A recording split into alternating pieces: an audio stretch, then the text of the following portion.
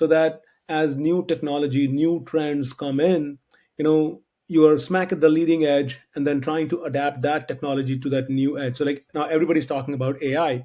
So being in Kubernetes, for example, you can think about, oh, how do I make Kubernetes better for AI workloads? And all of a sudden, your mind is churning on that. So you're building on something on top of it, and you're driven by passion to learn, to contribute back, and do something for the bigger world. Welcome to Embracing Digital Transformation, where we investigate effective change leveraging people, process, and technology. This is Darren Pulsford, Chief Solution Architect, author, and most importantly, your host.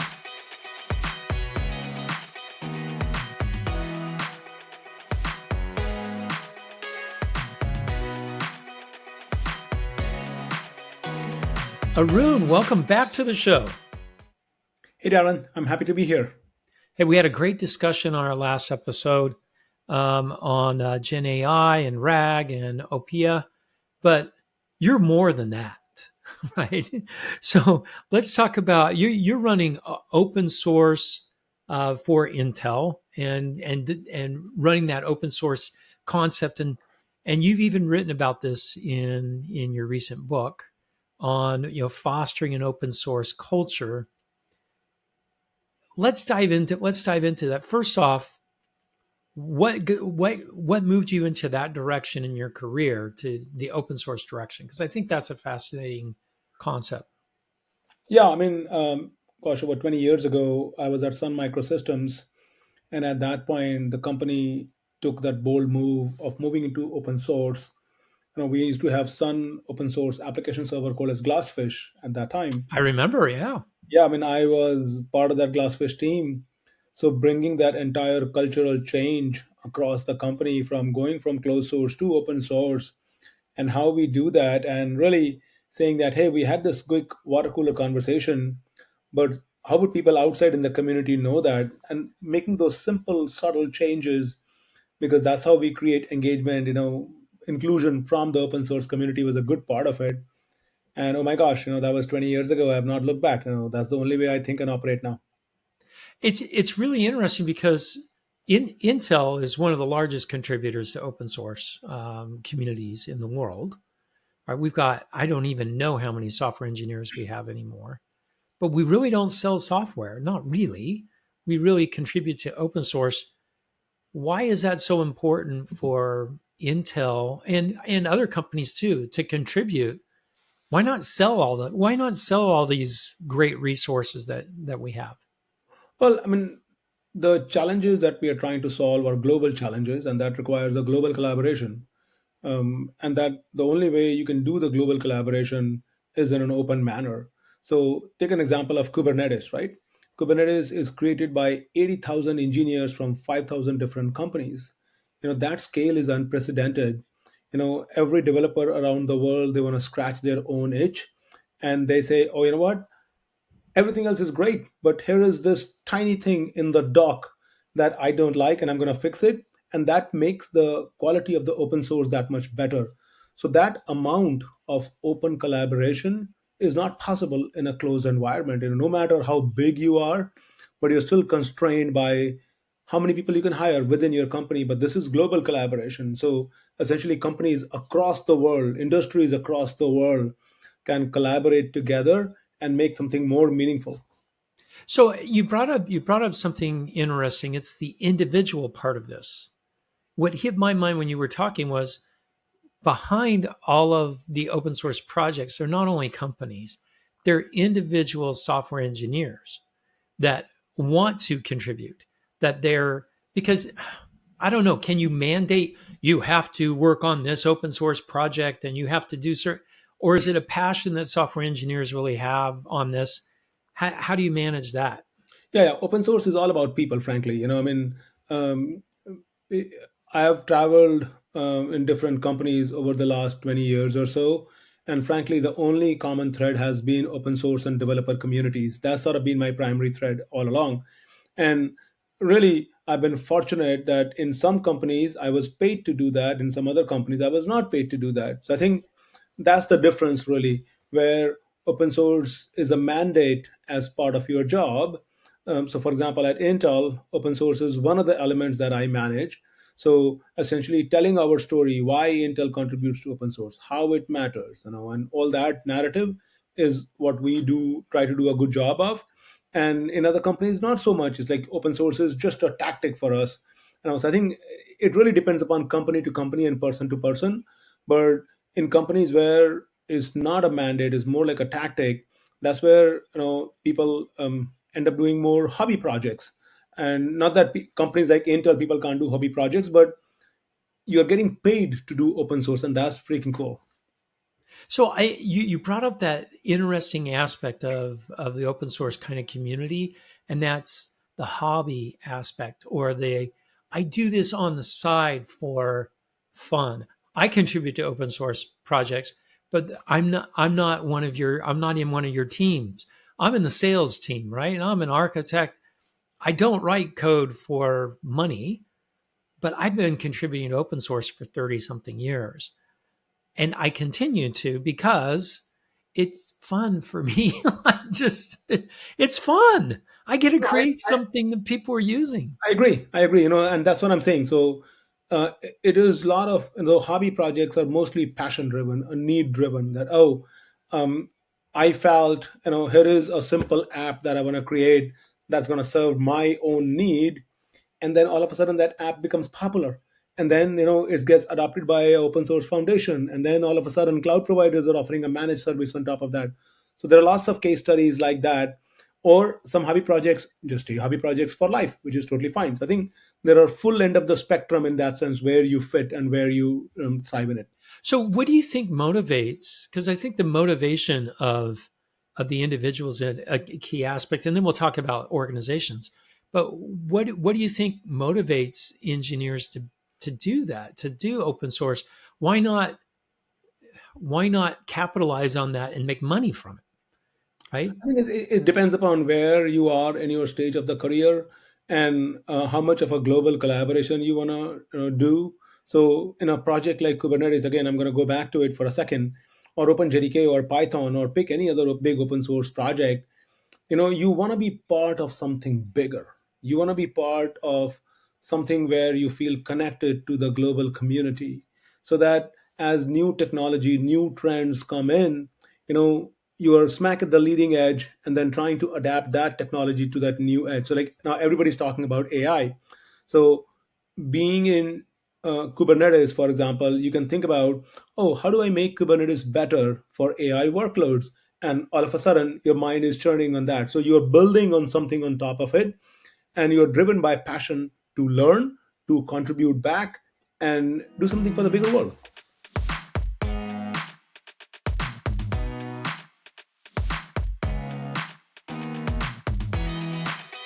We've also seen recently some of, uh, I hate to use the word held hostage, but it has happened. Some packages where there's only maybe two people that are maintaining these packages that a lot of people are using, and these guys are like, well, I'm tired of not getting paid, so they're like, well, I'm going to stop doing anything on this until someone can contribute. Do you think that's a fear that large corporations have with using open source? That, hey, my whole industry or my whole um, system is dependent on these two guys that are getting old and want to retire, right? I mean, No, that's it, an absolute fear. That's an absolute, real situation. As a matter of fact, there were some projects a couple of years ago when the project was just maintained by a rocket scientist, and the dude retired, and there was a CVE vulnerability sitting into the project, and company took different approaches. One of them said, "Oh, you know what? We're just going to fork the project, and we have enough engineering resources where we can manage the fork, but then update the project, update that fork with the patches, security patches." Others who don't have that level of engineering resources, or who don't want to fork the project internally, still trying to cajole the developer that, dude, what do you need? Like, can I get you a maintainer? Can you get some engineering resources? Can I incentivize you somehow? And I think so the discussion can go either way. And the biggest part really is, particularly with this one or two guys, if they are the only maintainers, I think the request is really for them to open up that, okay, I am done maintaining. I want somebody else to kind of take the helm of the entire effort and drive this forward. So I'm going to pass the maintainership to maybe like a younger developer or people who still want to contribute where I've lost my interest into the project. I think it again. So it sounds like there could be a potential for an open source project to die if a maintainer says I'm done and there's no one else to hand it off to. Oh, So that absolutely, absolutely. oh, Yeah. interesting. I mean, and there's a full life cycle of it, as a matter of fact, right? So I think in that sense, some companies could say, "Oh, this project is dying, but this is critical for me." So either I find a different open source project which is still thriving, or alternatively, I fork the project, or I put my maintainers onto the project, or the maintainer may not want additional maintainers. There could be 100 reasons. I think it's very case specific, very individual situation dependent. It's really fascinating to me with all of the potential problems with open source that it thrives and most and it's successful. It really is successful, right? But man, there's a lot of risk involved. At least it's calculated risk, I guess. It's fascinating to me. I think we are making open source sounds much more scary than it is. There are far more open source projects that have been extremely successful. I mean, if you have checked your Instagram reel, if you have sent an email today, if you have exchanged text Oh messages, yeah, yeah. there is an open source stack sitting somewhere in there. There is no way you have not used open source today. You just don't know it. It's an interesting phenomenon in our industry. I don't know any other industry that open sources their products like we do in the software engineering space. Well, I mean, which is true, but if you think of a company like Target or American Express or Mercedes Benz or any of these companies, their end product is very different, but Yeah, you're right. every company these days is using open source. So as much as there is a CEO, CIO, CFO, chief information security officer, there's got to be a chief open source officer for every company so that they understand what your open source philosophy, strategy, etc. is. So I think that's a critical element that I all the like enterprises should be looking at. I like that a lot because I was a CIO and I've been a VP of software engineering and all that. And if I let my software engineers run wild with open source with no guardrails, then I get a disaster, right? Exactly. I mean, but if we coordinate it and then it works very differently on the using. Contributing, I let them run wild on contributing. Hey, that's your passion, great. Just make sure you get your work done. But on using, there's there's some guardrails that you need to have a strategy and put some guardrails in place. Can you describe what that kind of looks like? I like the idea of an open source chief open source guy. Um, Yeah. So a lot of the companies these days have an open source program office essentially, and that's sort of your center point clearinghouse. That open source program office has been a very known practice for over 2 decades now, and essentially that primary purpose of that open source program office is to ensure, because you're using open source, which has a license that you need to abide by, and the right. license would say the terms on how you can use it, how you can distribute, redistribute, etc. So it'll make sure that you're compliant with those legal terms. And then more often than not, if you have an open source project and if you have an issue using the open source project, what that means is that you want to engage in the conversations in the public community.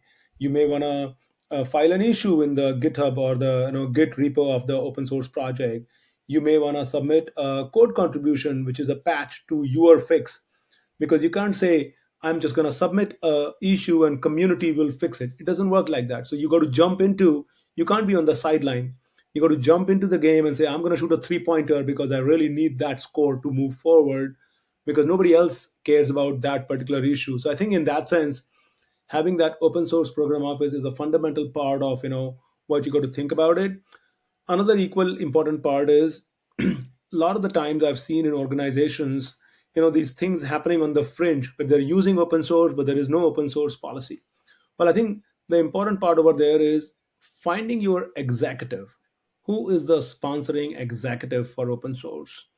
That could be, as you said, your CIO, your CTO, your VP, SVP of engineering, whatever that is, because they understand the value that open source brings. So in that sense, having that top down, executive sponsor, which can really guide you through that process, that okay, yeah, I'm going to help you remove the obstacles, or oh, marketing is not helping us do this, or legal is blocking us. So then sponsoring executive kind of becomes your voice, who can then help you remove those obstacles. And then having that OSPO, which really helps you operationalize those elements of day-to-day work. Those two are critical elements.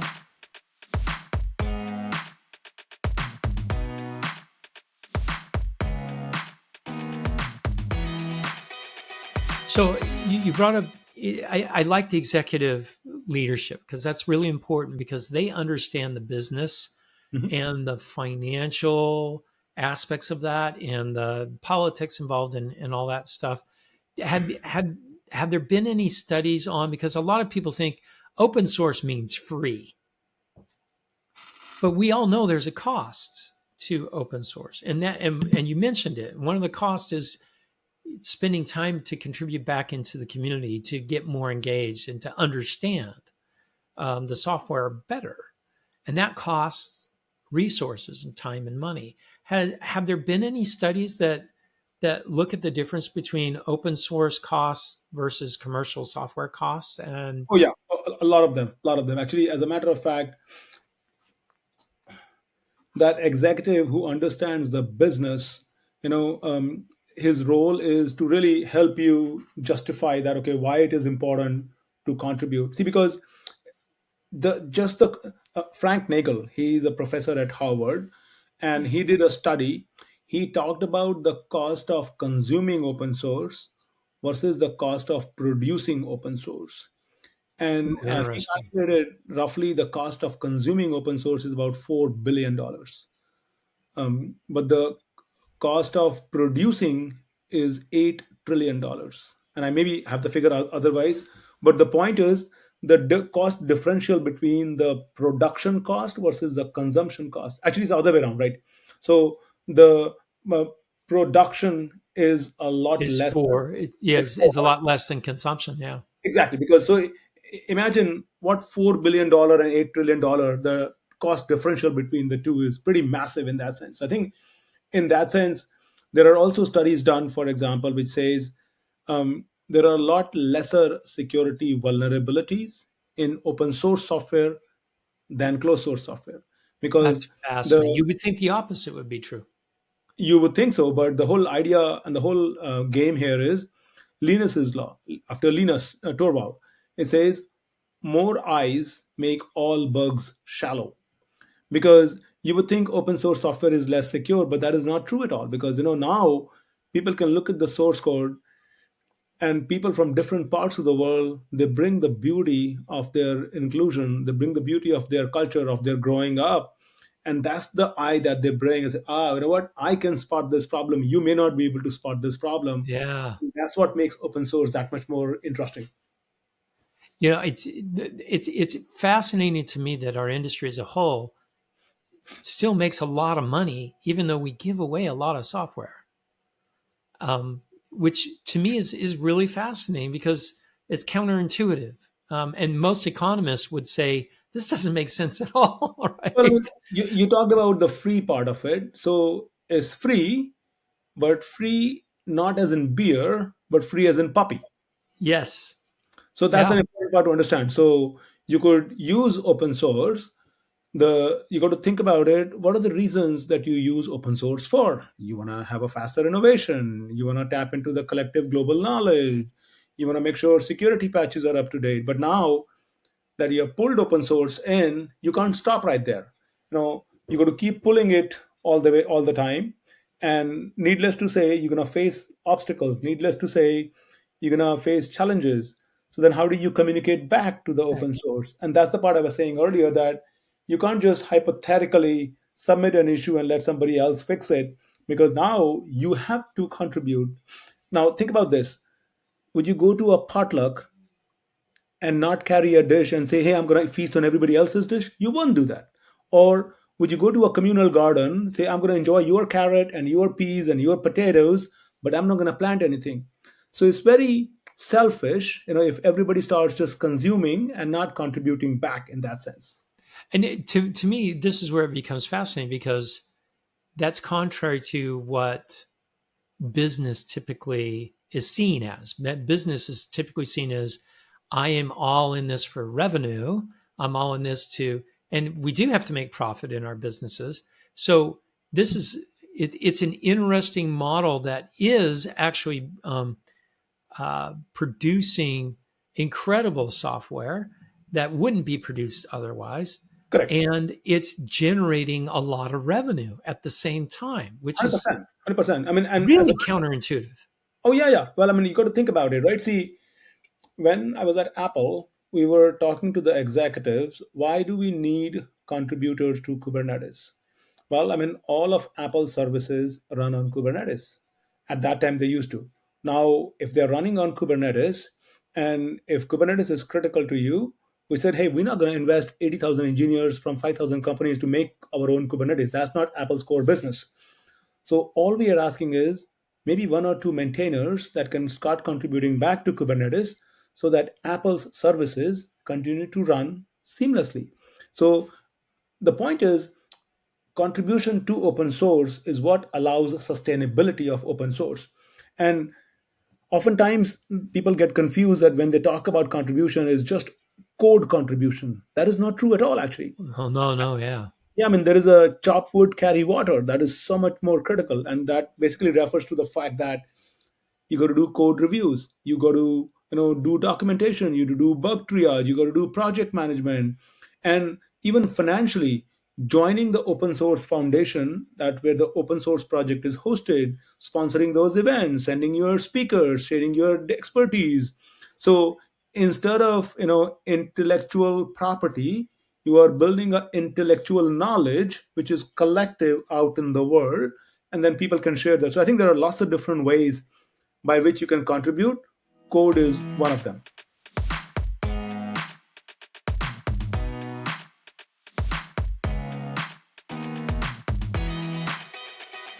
No, I remember when this first kicked off in the 90s. It was highly controversial with the Free Software Foundation. Do you remember those guys? I And do.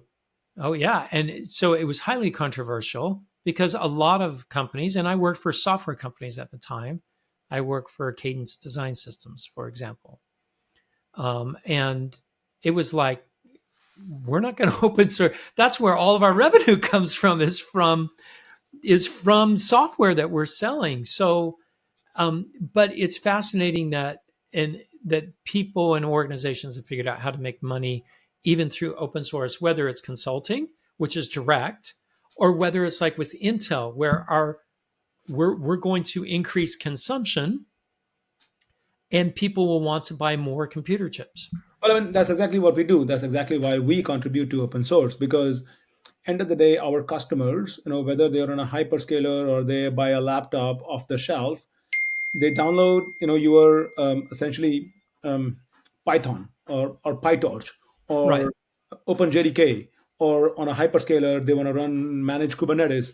If they're running on an Intel instance, they expect a out of the box optimal experience. And that's the reason Intel continues to contribute, because chips have multiple years of cycle. So Linux kernel, again, has a multiple years of cycle. So as we are designing our chips, we work with the Linux maintainers. We have our own Linux maintainers in there.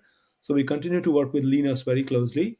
That hey, 3 years out, this chip is going to come out. We want to make sure the instruction set are incorporated into the Linux kernel and made available, so that chip is announced, the Linux kernel is there, and then from the Linux upstream kernel, it needs to go into downstream distribution, so that no matter what you pick, Canonical, SUSE, Red Hat, so by the time the chip is announced, is available on your hyperscaler, the corresponding commercial distribution is available, and they're able to work with each other very well. Which is a great model. Some of our competitors have gone closed source model, and I think in general the public is very upset because the licensing fees are high, and they're starting to kick back against it. So I do think you? customers have to think what works for them. There is no one right answer. I'm Okay, not saying open source is the right answer. I've been into open source, so it comes naturally to me. But there are good open source model, good closed source model. But I think the point that is non-negotiable is that the amount of innovation, the amount of global incorporation, inclusion that open source can give you, closed source cannot give you that. No, that makes sense. That makes sense to me. So, Arun, if people want to find out more about creating their own open source strategies in their company, or if I'm a startup and I want to figure out a way, I got to pay my bills somehow. Where do I start? What are some great resources for me to go look at? So that's the time. Pitch your book. There you go. Yeah. So this is the book that came out in December, and the book is titled "Fostering Open Source Culture." It's available on Amazon around the world.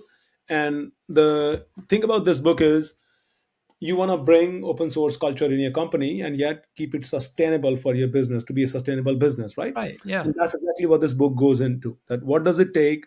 How can you increase innovation and deliver faster with open source? That's sort of the tagline of the book. Now, this book has my experience over the last 20 years on how I have built open source culture at Intel, but prior to that at Apple, Amazon, Red Hat, Couchbase, and Sun Microsystems over the last 20 years. Oh, these are big, huge open source These are organizations. pretty big names, right? And the best part of the book, really, what I enjoy is there are like 40 plus case studies in the book. And if I were to flip through sort of the table of content of the book, really here, we got case studies from companies like Amazon, BlackRock, Bloomberg, Canonical, Dell, Infosys, Wow. Fidelity, GitHub, Johns Hopkins, Mercedes Benz, Red Hat, Toyota, BlackRock, SUSE. So these are the kind of case studies that we have in the book. Like, how have you gone about building that open source culture? And there are multiple elements of it. So these case studies fit into different parts and pieces of the book. And then towards the end, there is actually a chapter specifically, I believe that's one of the last chapters here, where we talk about how do you. So, I mean, just to kind of quickly walk through the book, there is first chapter on open source culture. That what is open source culture about? Why do companies contribute, not contribute? The second one is about the business alignment. That why do you want to contribute to open source? That's super Right. important to understand. Having that business alignment. Don't contribute for the fun of it. I mean, you can if that aligns with your philosophy. But you need a business strategy. Otherwise, you're it's not sustainable. That's the key there, right? Exactly. Then the chapter third is about the open source program office that we talked about. Right. And that's where we have case studies like City of Paris and Infosys and Mercedes Benz. Why do they have an OSPO? Then the relevance of internal events and how can you bring that culture of open source inside the company. Then there's a practice of called as inner source. Inner source is basically applying open source principles inside the company. And how can you go about inner source? So there is case study by Comcast, GitHub, Europace, Intel on how they have done inner source. Then there's a chapter on external communities. So these are like how do you participate in open projects, open source foundations, and there you will see case studies by CNCF, Cloud Native Computing Foundation, Eclipse Foundation, Linux Foundation, Open Source Initiative. Why these Open UK? Why these foundations matter? And last but not the least chapter is employee enablement. Like what kind of training programs that needs to be done essentially to get the employees excited about open source. And really the last chapter is getting started on your culture change journey. And that's sort of the cookbook that you were asking at the beginning of the call, that give me a framework. And there we talk about find an executive sponsor, identify stakeholders, create listening sessions, Right. understand what are the people's pain points, how can you identify where do you want to contribute. So I think it gives you that full framework. It's about a 380-page book. It's a short book in that sense, but it has all the details that you would need in order to get So started. it sounds like a great reference if I'm trying to build this in my organization or even start a new company, leveraging open source technologies and philosophy, which I think which has always fascinated me. I've always been a part of it. Yeah, Arun, this has been wonderful. A great introduction to help people out. Again, check out his book, Fostering Open Source Culture, on Amazon. So, Arun, thanks for coming on the show today. thank you, Darren. I really enjoyed it.